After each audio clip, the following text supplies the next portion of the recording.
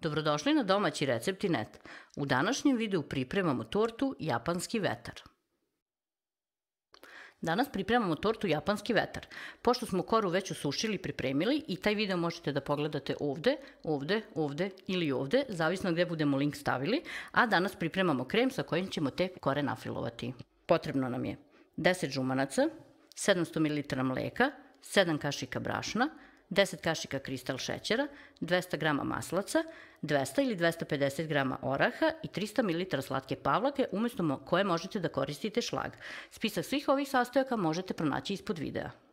Da dobijete obaveštenje kada postavimo novi recept, prvo kliknite na subscribe, zatim jednom na zvonce i odaberite opciju All. I to je sve. Žumancima dodajemo brašno i šećer, a zatim i hladno mleko. To sipate onako otprilike 1-2 deci, a ostatak mleka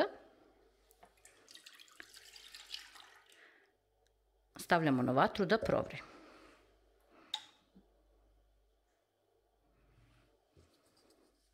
Ovu masu mutimo.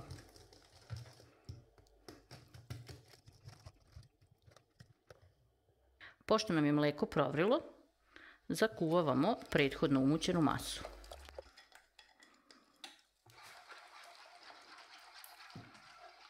Sve ovo radimo na srednjoj temperaturi kako nam ne bi zagorelo.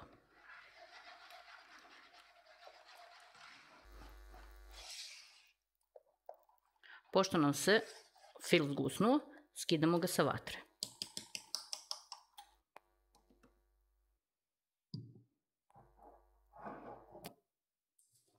Ja obično iz ovakvih šerpi prebacujem u drugu posudu. Vi ako nemate ovakvu šerpu ne morate.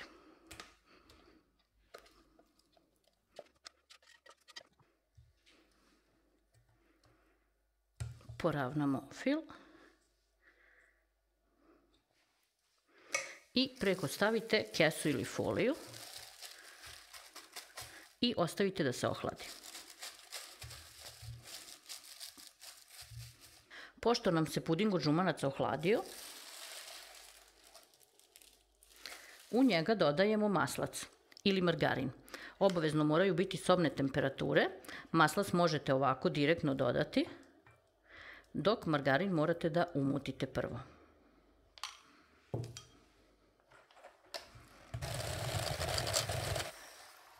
Pošto nam se fil sjedinio, dodajemo i orahe. Orahe možete samleti ili blendirati. I fil nam je gotov. U drugu posudu sipamo slatku pavlaku i mutimo je.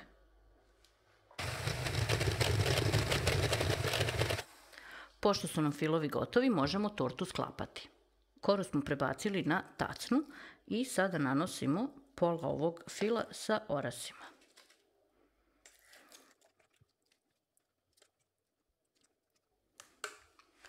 Na fil pola slatke pavlake.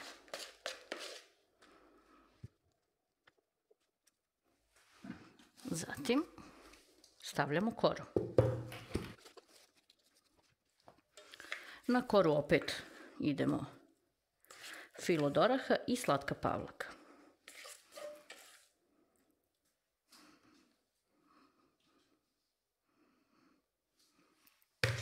Torta nam je gotova, ostalo je još da je dekorišemo onako po želji. Ja toliko ne pridajem značaj dekoraciji, više samom receptu i ukusu torte.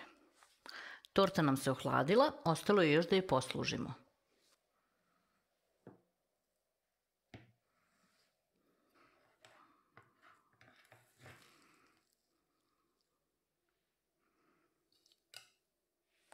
Naša torta je poslužena, prijatno!